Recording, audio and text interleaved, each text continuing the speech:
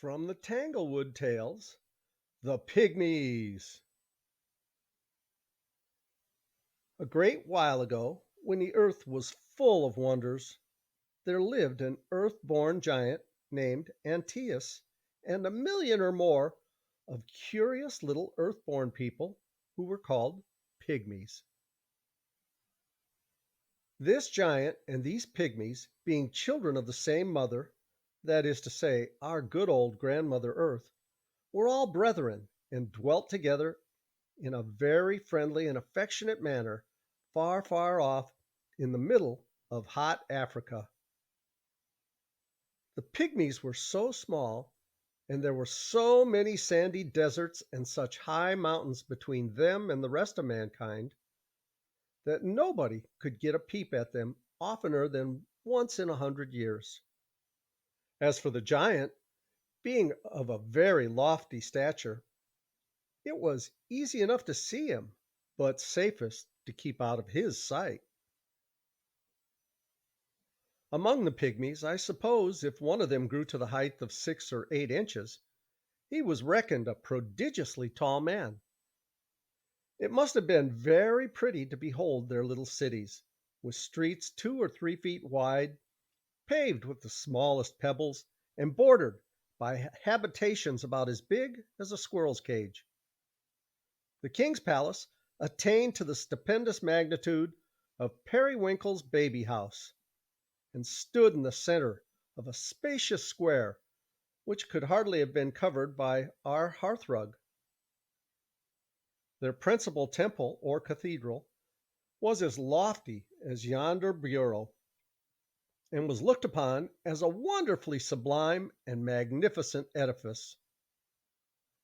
All of these structures were built neither of stone nor wood. They were neatly plastered together by the pygmy workmen, pretty much like birds' nests, out of straw, feathers, eggshells, and other small bits of stuff, with stiff clay instead of mortar, and when the hot sun had dried them, they were just as snug and comfortable as a pygmy could desire. The country round about was conveniently laid out in fields, the largest of which was nearly of the same extent as one of Sweet Fern's flower beds. Here the pygmies used to plant wheat and other kinds of grain, which, when it grew up and ripened, overshadowed these tiny people, as the pines and oaks and walnut and chestnut trees overshadow you and me when we walk in our own tracts of woodland. At harvest time they were forced to go with their little axes and cut down the grain, exactly as a woodcutter makes a clearing in the forest, and when a stalk of wheat with its overburdened top chanced to come crashing down upon an unfortunate pygmy, it was apt to be a very sad affair. If it did not smash him all to pieces, at least, I'm sure, it must have made the poor little fellow's head ache. And oh my stars! If the fathers and mothers were so small, what must the children and babies have been? A whole family of them might have been put to bed in a shoe, or have crept into an old glove and played at hide and seek in its thumb and fingers. You might have hidden a year-old baby under a thimble. Now these funny pygmies, as I told you before, had a giant for their neighbor and brother, who was bigger, if possible, than they were little. He was so very tall that he carried a pine tree which was 8 feet through the butt for a walking stick. It took a far-sighted pygmy, I can assure you, to discern his summit without the help of a telescope, and sometimes in misty weather they could not see his upper half, but only his long legs, which seemed to be striding about by themselves. But at noonday, in a clear atmosphere, when the sun shone brightly over him, the giant Antæus presented a very grand spectacle. There he used to stand, a perfect mountain of a man, with his great countenance smiling down upon his little brothers, and his one vast eye, which was as big as a cartwheel and placed right in the center of his forehead, giving a friendly wink to the whole nation at once. The pygmies loved to talk with Antæus, and 50 times a day one or another of them would turn up his head and shout through the hollow of his fists, "Hello, brother Antæus! How are you, my good fellow?" And when the small, distant squeak of their voices reached his ear, the giant would make an answer, "Pretty well, brother Pygmy, I thank you," in a thunderous roar that would have shaken down the walls of their strongest temple, only that it came from so far aloft. It was a happy circumstance that Antæus was the Pygmy people's friend, for there was more strength in his little finger than in 10,000,000 of such bodies as theirs. If he had been as ill-natured to them as he was to everybody else, he might have beaten down their biggest city at one kick and hardly have known that he did it. With the tornado of his breath, he could have stripped the roofs from 100 dwellings and sent thousands of inhabitants whirling through the air. He might have set his immense foot upon a multitude, and when he took it up again, there would have been a pitiful sight, to be sure. But being the son of Mother Earth, as they likewise were, the giant gave them his brotherly kindness and loved them with as big a love as it was possible to feel for creatures so very small. And on their parts, the Pygmies loved Antæus with as much affection as their tiny hearts could hold. He was always ready to do them any good offices that lay in his power, as, for example, when they wanted a breeze to turn their windmills, the giant would set all the sails a-going with the mere natural respiration of his lungs.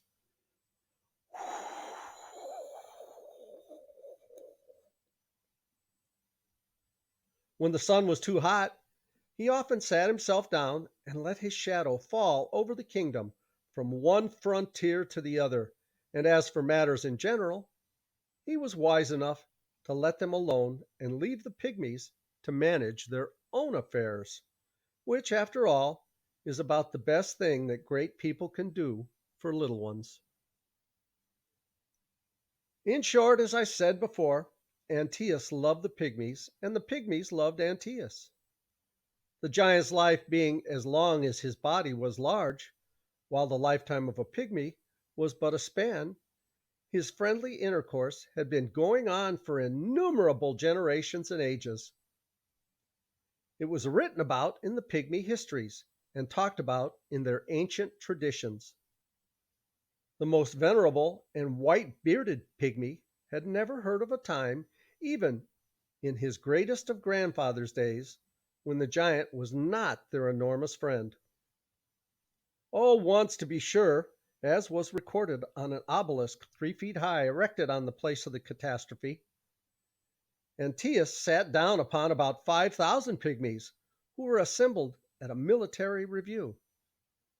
But this was one of those unlucky accidents for which nobody is to blame, so that the small folk never took it to heart, and only requested the giant to be more careful forever afterward to examine the acre of ground where he intended to squat himself.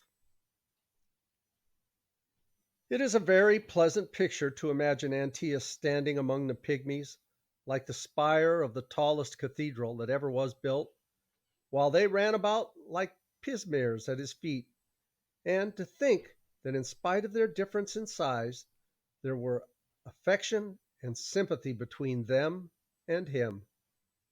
Indeed, it always seemed to me that the giant needed the little people more than the Pygmies needed the giant.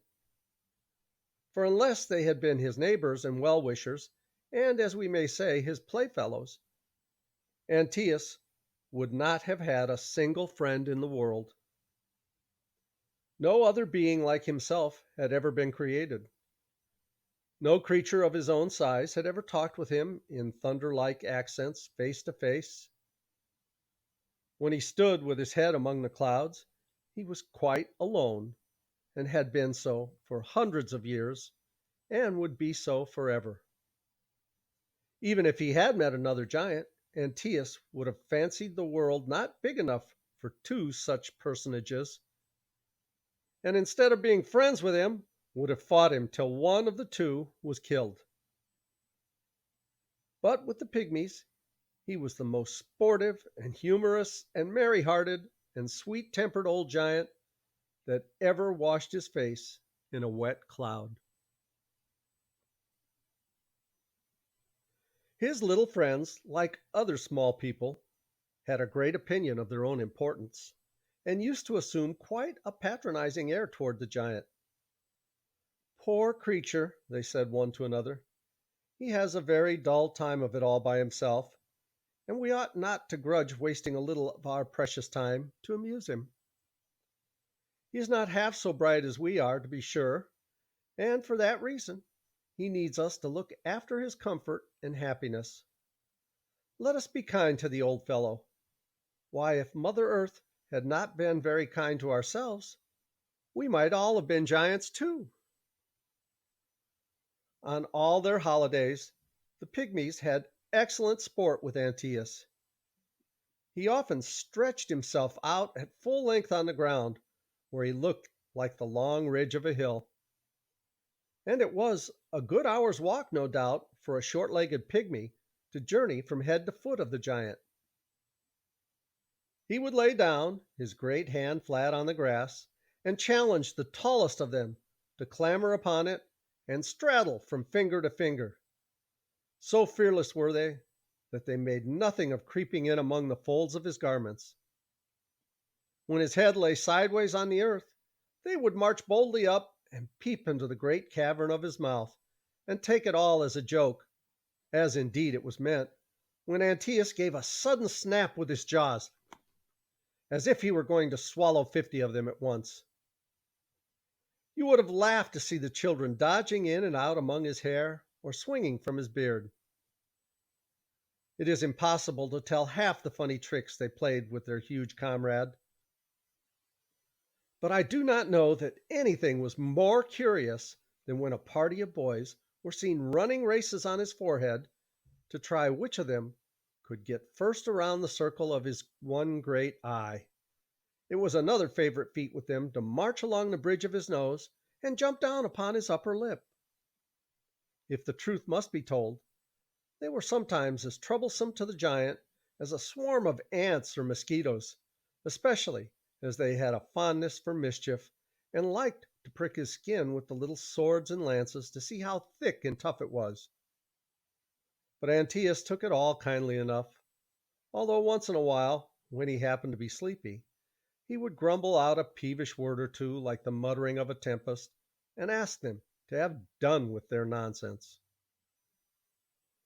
A great deal oftener, however, he watched their merriment and gambols until his huge, heavy, clumsy wits were completely stirred up by them.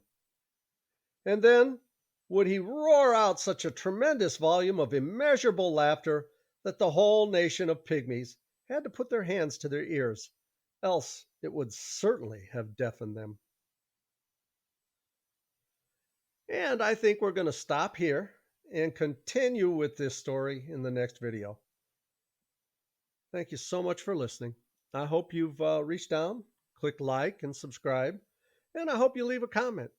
Meantime, as Tigger says, ta-ta for now. I love you guys. Bye-bye.